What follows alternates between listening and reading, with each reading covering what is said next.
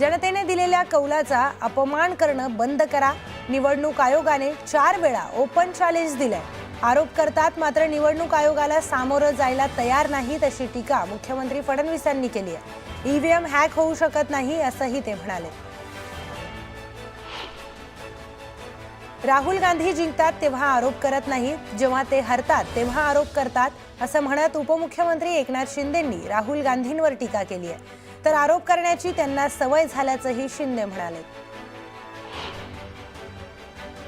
निवडणूक आयोगावर टीका करून पराभव झाकला जाणार नाही असं म्हणत आमदार खताळकरांनी बाळासाहेब थोरातांवर टीका केली आहे। थोरातांनी संगमनेर मतदारसंघामध्ये निवडणूक आयोग आणि ईव्हीएमवर शंका उपस्थित केली।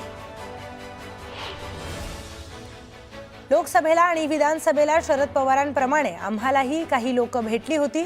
60-65 जागा चिंतेच्या आम्ही देऊ असं म्हणत संजय राऊत यांनी दावा केलाय। तर राहुल गांधी यांनी पुरावे दिले, त्याची चौकशी व्हावी अशी मागणीही राऊतांनी केली। ठाकरे बंधूंच्या युतीवर मुख्यमंत्री देवेंद्र फडणवीसांनी आपली प्रतिक्रिया दिली। ठाकरे एकत्रित आले आहेत तर एकत्र राहावं, आनंदाने एकत्र नांदावं असंही ते म्हणाले। ओबीसी समाज दुरावल्यावर यात्रा काढतायत, मंडल यात्रा काढून काहीही उपयोग होणार नाही असं म्हणत मुख्यमंत्री देवेंद्र फडणवीसांनी शरद पवारांवर टीका केली आहे।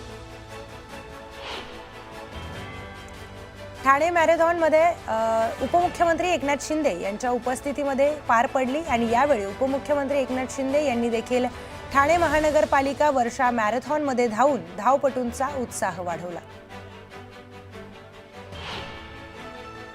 मंत्रालयातील गर्दी कमी करण्यासाठी अधिकारी, कर्मचारी आणि पत्रकारांना चेहरा पडताळणी यंत्रणेद्वारे प्रवेश बंधनकारक करण्यात आले।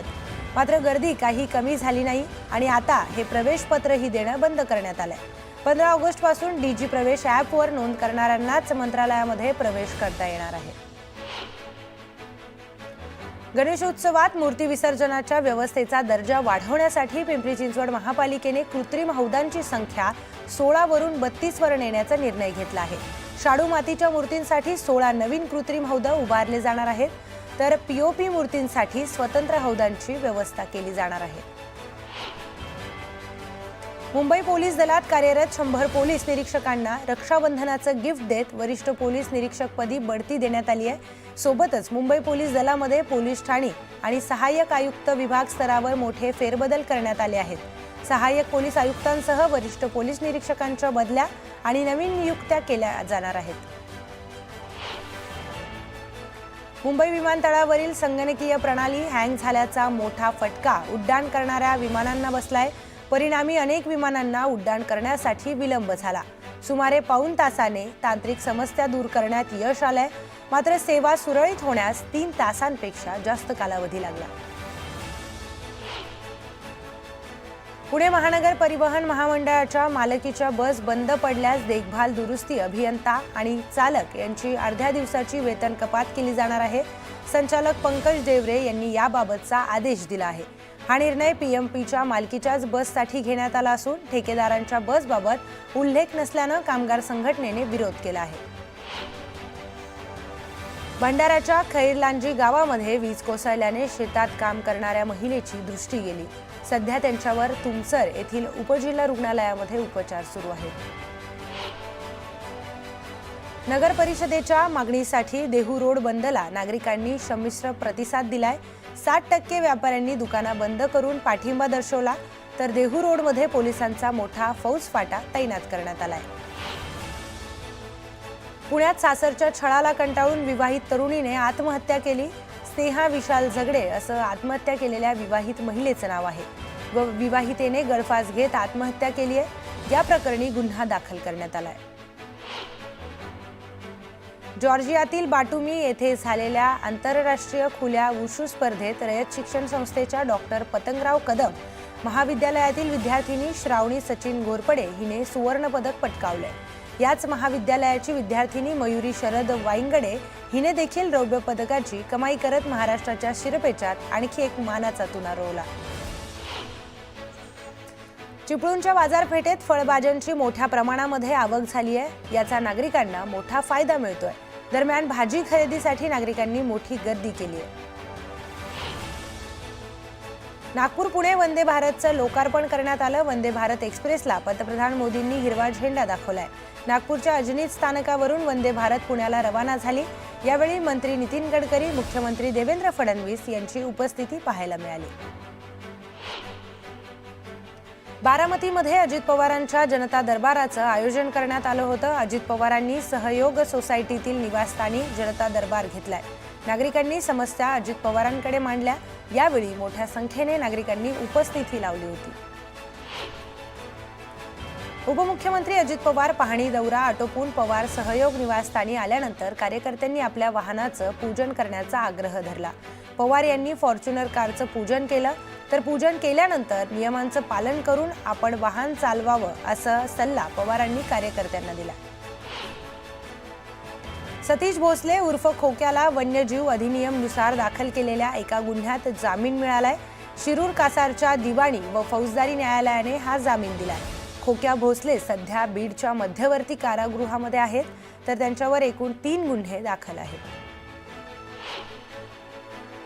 छत्रपती संभाजीनगर शहरामध्ये 15 ऑगस्ट पासून 4 दिवसांआड पाणीपुरवठा केला जाणार आहे। नव्या जलशुद्धीकरण केंद्राची चाचणी यशस्वी झाल्याने 26 दशलक्ष लिटर जादा पाणीपुरवठा केला जाईल। चाळीसगाव एसटी आगारामध्ये 5 नव्या अत्याधुनिक एसटी बस दाखल झाल्या आहेत। आमदार मंगेश चव्हाणांच्या हस्ते या बसेसचं लोकार्पण करण्यात आलं। दरम्यान आमदार चव्हाणांनी बस चालवण्याचाही आनंद घेतलाय। धुळ्याच्या साक्रीमध्ये आदिवासी संस्कृतीचा लोकोत्सव साजरा करण्यात आलाय। यावेळी पारंपरिक वेशभूषा परिधान करून आदिवासी बांधवांनी संस्कृतीचं दर्शन घडवलं। पदार मंजुळा गावितांनाही या उत्साहात त्या सहभागी झाल्या होत्या। अकोल्यात भारतीय जनता पक्षाच्या वतीनं तिरंगा रॅलीचं आयोजन करण्यात आलं होतं। यावेळी भाजपचे खासदार अनुप धोत्रे, आमदार रणधीर सावरकरांनीही या रॅलीमध्ये सहभाग घेतला। दरम्यान मोठ्या संख्येने कार्यकर्तेही तिरंगा घेऊन रॅलीत सहभागी झाले होते। नंदुरबारमध्ये डॉक्टरांसमोर हृदयविकाराचा झटका आलेल्या रुग्णाला डॉक्टरांनी तातडीने CPR दिल्याने युवकाचे प्राण वाचले। ही घटना CCTVत कैद झाली असून सध्या सोशल मीडियावर व्हायरल झाली आहे। तब्बल 50 ते 60 हजार कोटींचा टर्नओव्हर असलेल्या अंबरनाथ MIDC मधील तब्बल 1400 कंपन्या बंद होण्याच्या मार्गावर आहेत। MIDC प्रशासन सुविधा पुरवण्याकडे दुर्लक्ष करत असल्याने कंपनी मालकांनी आपल्या कंपन्या बंद करून त्या दुसऱ्या राज्यामध्ये स्थलांतरित करण्याचा विचार सुरू केलाय। अकोला शहरातील सहकार नगर मार्गावर चालत्या दुचाकीमध्ये साप घुसल्याने एकच खळबळ उडाली। दुचाकीवरील चालकाने साप गाडीमध्ये घुसताना गाडी सोडून पळ काढला। सापाला पकडण्यासाठी सर्पमित्राला देखील कसरत करावी लागली। सोलापूर जिल्ह्यात साखर कारखान्यातील कामगारांसाठी क्रिकेट लीगचं आयोजन करण्यात आलंय। कामगारांना तणावपूर्ण होण्यासाठी या स्पर्धेचं आयोजन करण्यात आलं। आगामी काळामध्ये महाराष्ट्र शुगर क्रिकेट लीगचे स्वरूप राज्यव्यापी आंदोलन देखील असणार आहे। नाशिकच्या दिंडोरीत बिबट्याच्या हल्ल्यामध्ये 65 वर्षीय महिलेचा मृत्यू झालाय। बिबट्याच्या हल्ल्याने स्थानिकांनी आक्रमक होत वन विभागाच्या कार्यालयासमोर आंदोलन करण्याचा प्रयत्न केला। यावेळी बिबट्यांचा बंदोबस्त करण्याची मागणी स्थानिकांकडून करण्यात आली। वैद्यनाथ बँकेची आज निवडणूक आहे। सकाळी आज 8 वाजल्यापासून मतदानाला सुरुवात झाली आहे। या निवडणुकीमध्ये 43,000 मतदानाचा हक्क बजावणार आहेत। तर या निवडणुकीमध्ये मुंडे बहीण भावाची प्रतिष्ठा पणाला लागली आहे। 17 पैकी 4 जागा बिनविरोध आल्याने उर्वरित 13 जागांसाठी हे मतदान होत आहे। तर 12 ऑगस्टला निकाल जाहीर होणार आहे। सिंधुदुर्गच्या कुडाळ तालुक्यातील नेरूर पारमध्ये डोंगर खचल्याने घराला धोका निर्माण झालाय। तर विलास हडकर यांच्या घरापर्यंत डोंगरातील माती आली आहे। दुसऱ्या ठिकाणी घर बांधण्यास आर्थिक मदत करावी अशी मागणी हडकर कुटुंबाने केली आहे। गोंदिया जिल्ह्यातील सौंदड गावातील ग्रामपंचायतीत गंभीर आरोप प्रत्यारोपाचे वाद चिघळले आहेत। उपसरपंच रोशन शिवणकर यांनी सरपंच हर्ष मोदी आणि सदस्यांवर कोट्यावधींच्या भ्रष्टाचाराचे आरोप केले होते। मात्र न्याय न मिळाल्याचा आरोप करत रोशन शिवणकर यांनी आमरण उपोषणाला सुरुवात केली आहे। प्रवाशांची वाढती गर्दी लक्षात घेऊन कोकण रेल्वेने 17 आणि 18 ऑगस्ट रोजी 2 विशेष साप्ताहिक ट्रेन चालवण्याचा निर्णय घेतला आहे। यामुळे प्रवाशांना काहीसा दिलासा मिळाला आहे।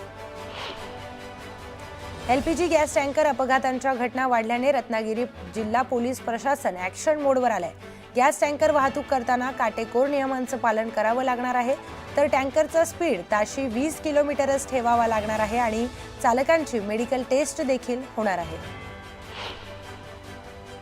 कराड शहरात सुसाईड पॉइंट ठरत असलेल्या कृष्णा आणि कोयना पुलावर संरक्षण जाळ्या बसवण्याची मागणी रक्षक प्रतिष्ठानने निवेदनाद्वारे केली। या ठिकाणचं राष्ट्रीय महामार्ग विभागाचे कार्यकारी अभियंता यांनी मनोज माळी यांच्यासह भेट देऊन पाहणी केली।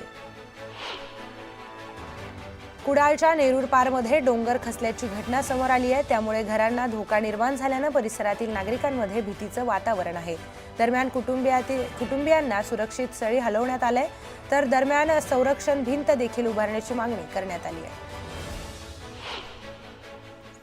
कोल्हापूर विमानतळावरून विमानांची उड्डाणे सुरू झाली आहेत। आता देशातील 8 ठिकाणी विमान सेवा सुरू असून ती डिसेंबर अखेर 18 शहरांमध्ये सुरू होणार आहेत, अशी माहिती खासदार धनंजय महाडिक यांनी दिली। तर 7ही दिवस ही विमान सेवा सुरू व्हावी यासाठी प्रयत्न करू, असं देखील महाडिक म्हणाले।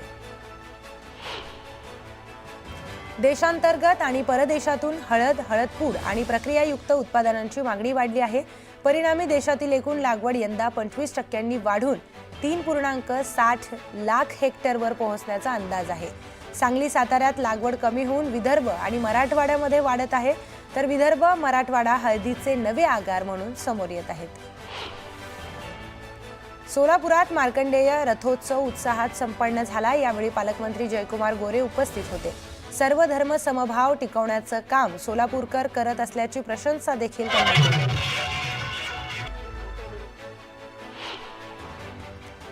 इंदापूरमधील उजनी धरण 100% भरलंय। धरणातील पाणी साठा 117.11 TMC वर पोहोचलाय। धरण भरल्यानं शेतकऱ्यांनी समाधान व्यक्त केलं।